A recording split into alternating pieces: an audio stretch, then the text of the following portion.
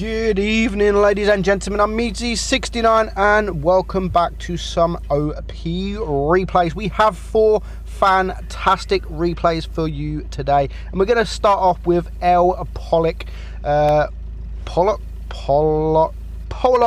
We're going to call him L, and he is in the E100 with the fan zone camo, which is a brilliant camo. We got given this, testers got given this camo as a thank you.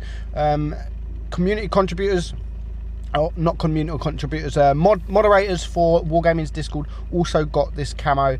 I think it looks amazing. I really do think this camo on certain tanks look absolutely amazing. I own this camo. I put it on the FV4005 because it just looks funny. It really looks funny.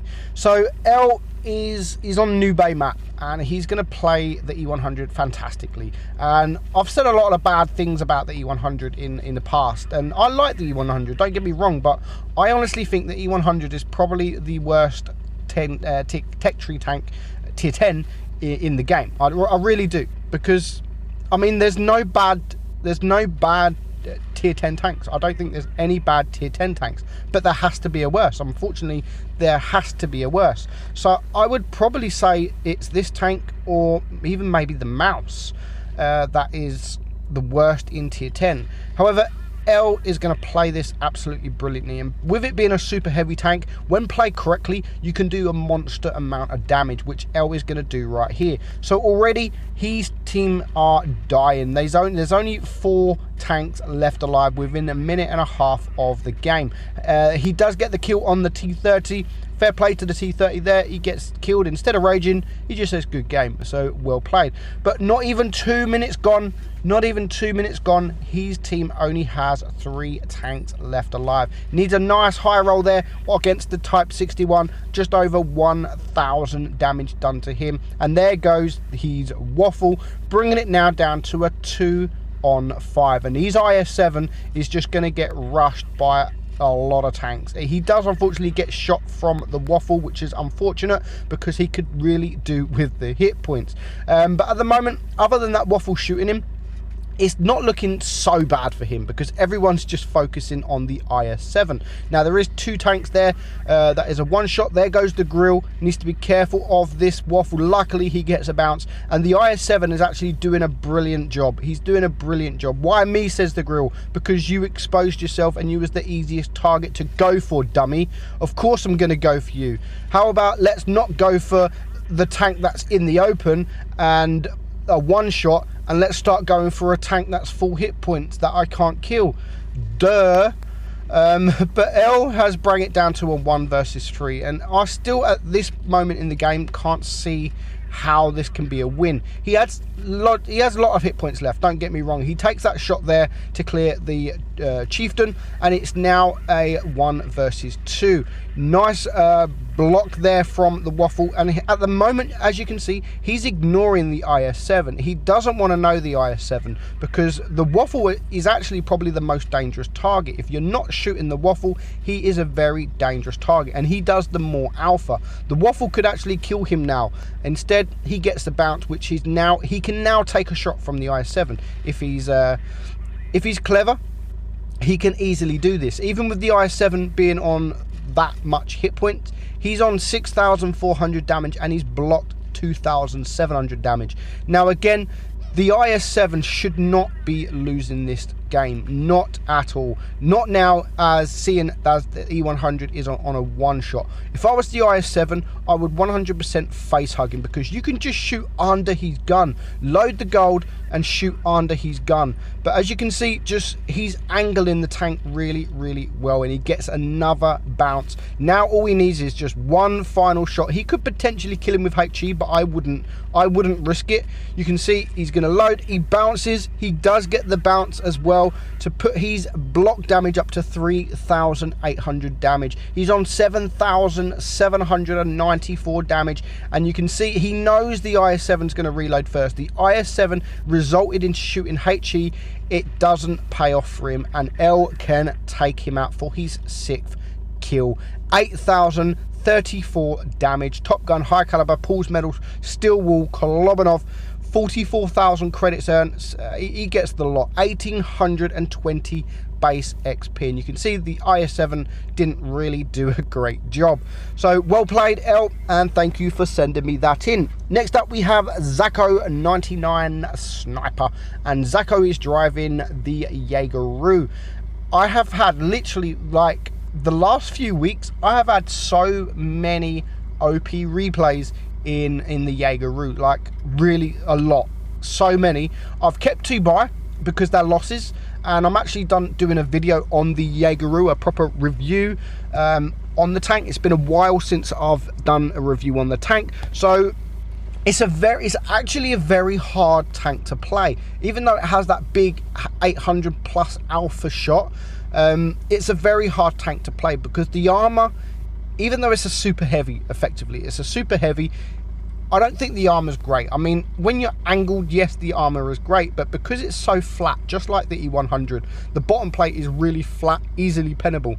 The sides are all flat, the rear all flat, so it's very difficult to bounce anything when you're close range in this thing, and it's very difficult to carry because you're so slow. If a medium gets around you, if you've not got hard cover, you're in trouble. Now, in these kind of positions, the tank is a god-like tank with that big alpha, and you're angled. If you angle your cheeks on this thing, you can get bounces. But everyone's just going to go for your cheeks. If you're hiding the lower plate, people are going to go for your cheeks. So it's not really a hold down tank. You can't really hold down. It's more a side scraping tank, and that is when you will see the best results. He's going to high roll here. Nice. What was that? 1,300 damage, and all of a sudden the standard B wishes he would never have done that, and he gets taken out literally within seconds of being full hit points. He is back in the garage, the first tank back in the garage. He made a bad mistake and he paid the price. So Zacho is now on 2,100 damage. You can see he really wants this shot on the waffle, but this time he just can't get the shot. The E3 is in the way, and unfortunately he does lose out on a little bit of damage, which actually at the end of the game is unfortunate. He couldn't get a shot off on that tank, and we'll see why towards the end of the game, because if he would have shot that waffle, he would have done, what, at least 700 damage. So we'll see what damage he ends up on. So now he has the 215B, and I like what he's doing here. He's not showing his bottom plate, even though it's almost impossible to bounce from this kind of angle. He's still making it hard work for the FV215B and not showing his bottom plate. And again, just look how he's driving. He's driving at an angle. That is how you should drive this tank. This is exactly how you should drive this tank. And I don't want to bring stats into it or anything like that, but this guy driving this tank, 51% win rate.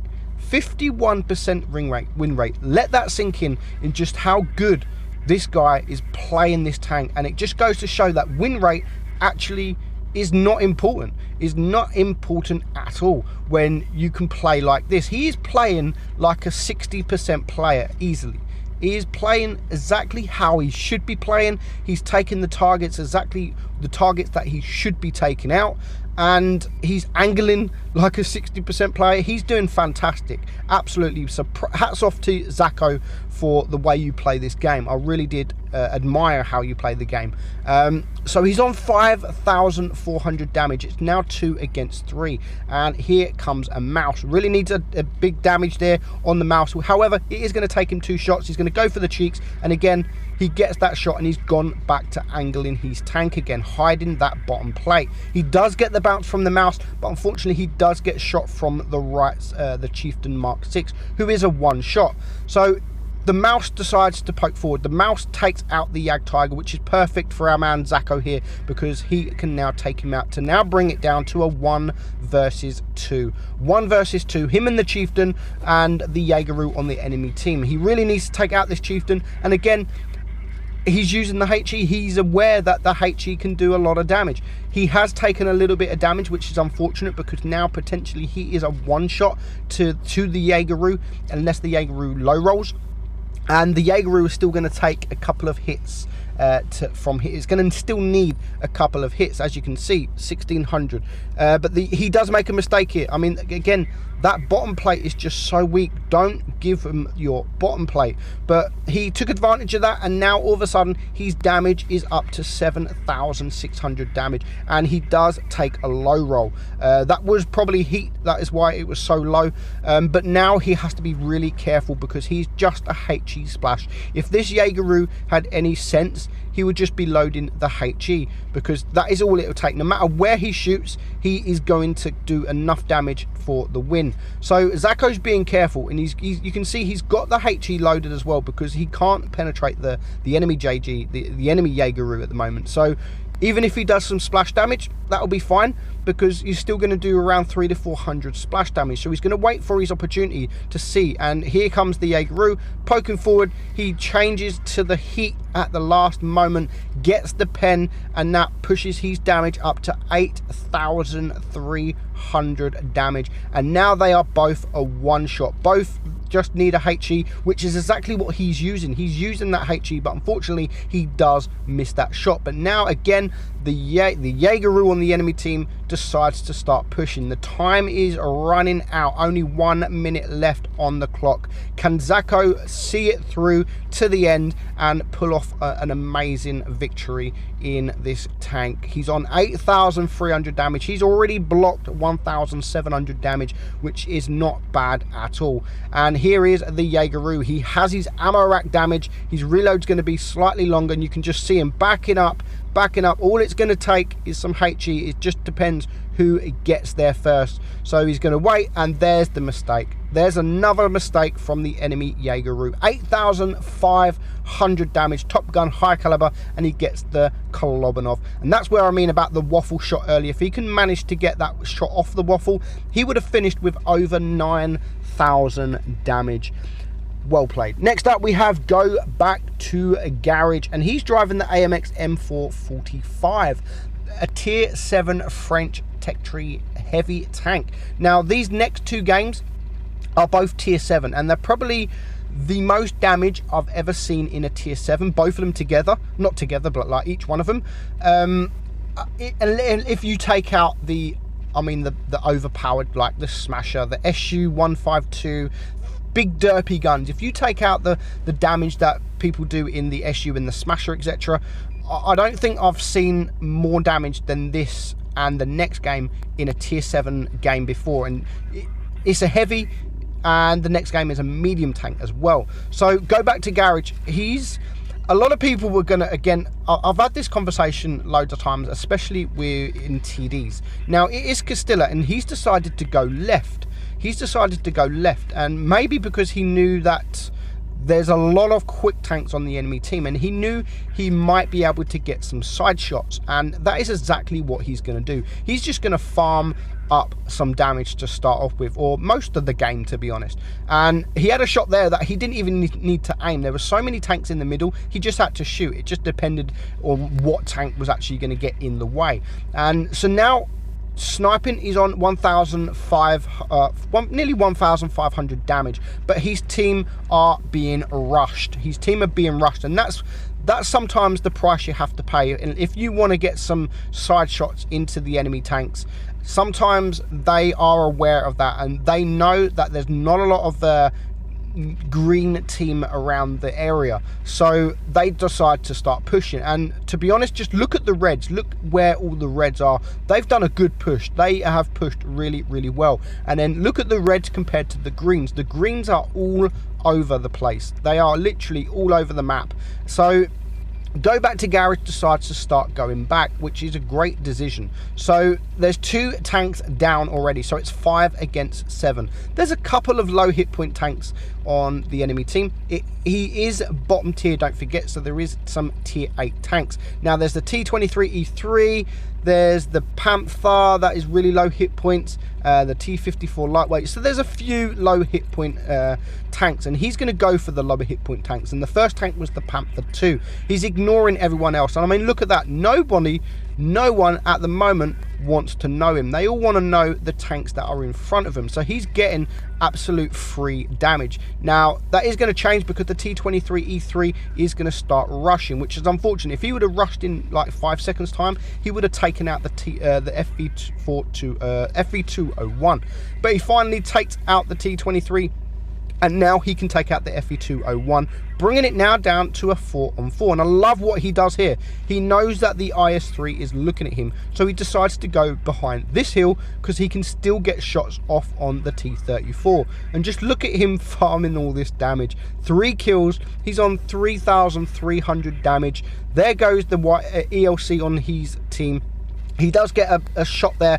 Now, I forgot how good this tank is. I totally misjudged this tank, and I was going to keep this this replay to do a review on the tank, because it's literally I haven't reviewed the tank since it first come out into the game. So I do need to update the review on this tank, and I just forgot how good this tank actually is. The reload, the rate of fire is insane.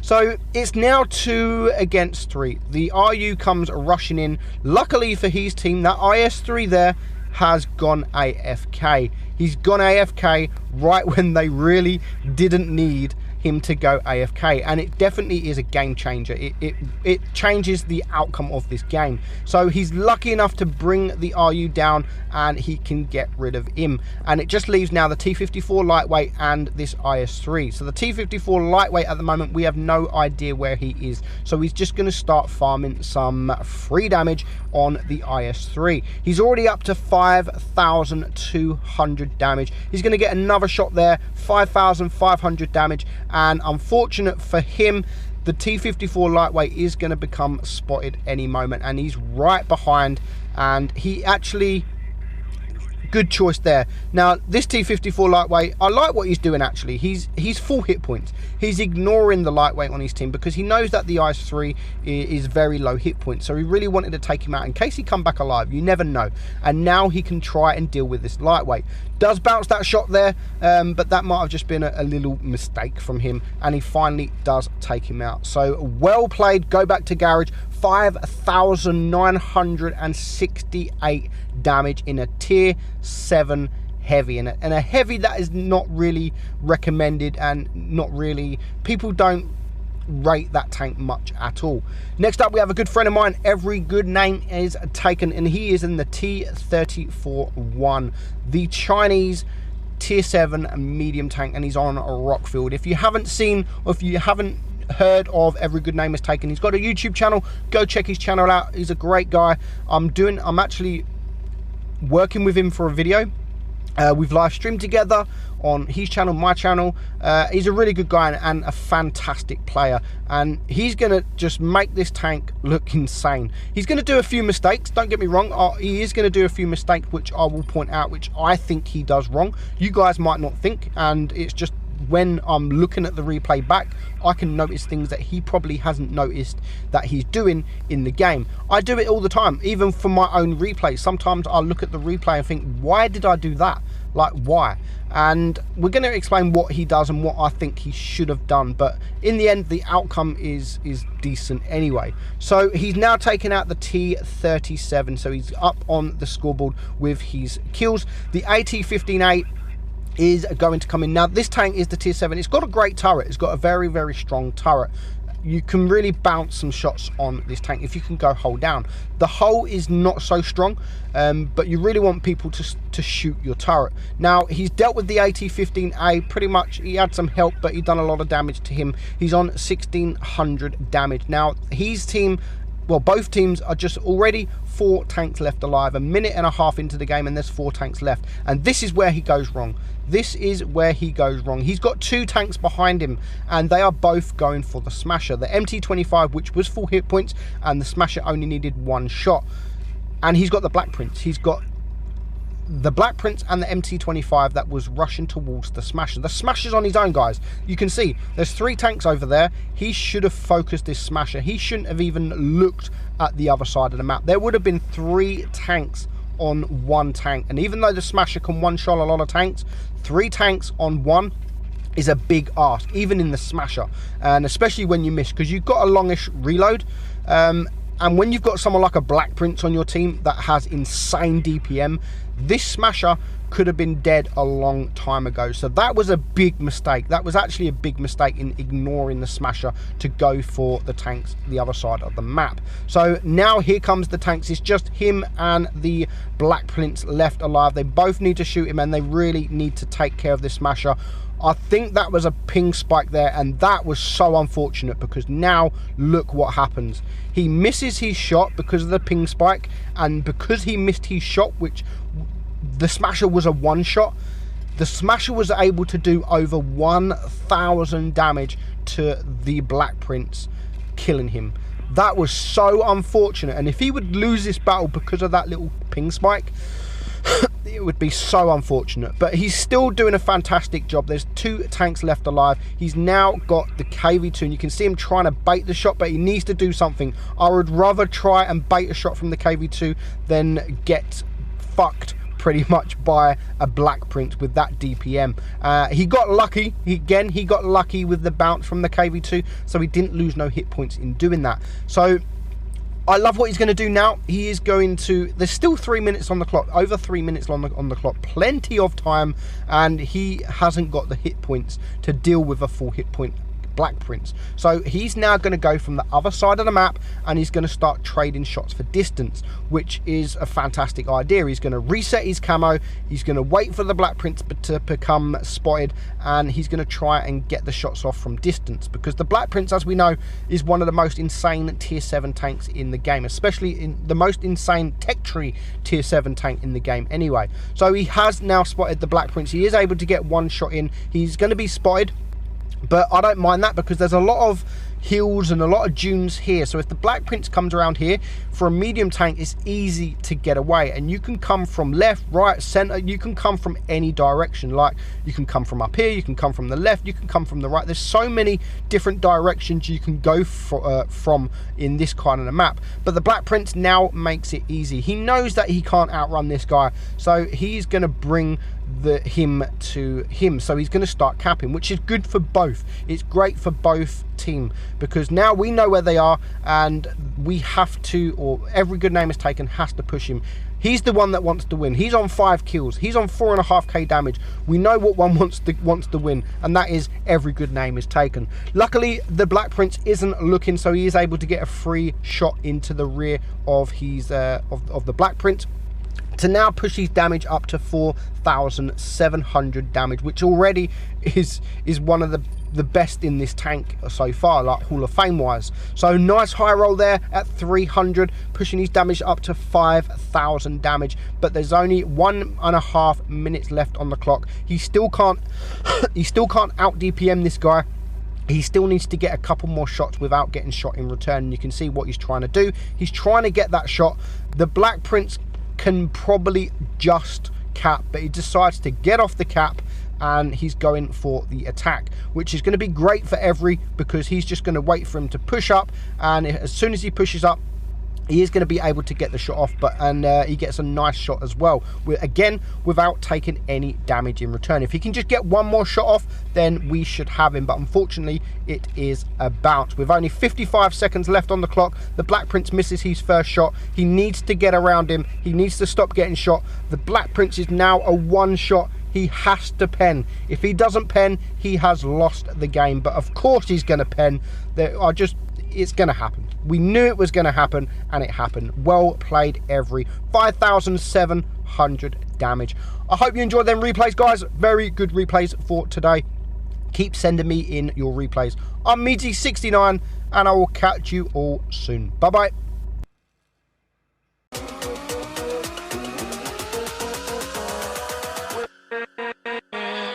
With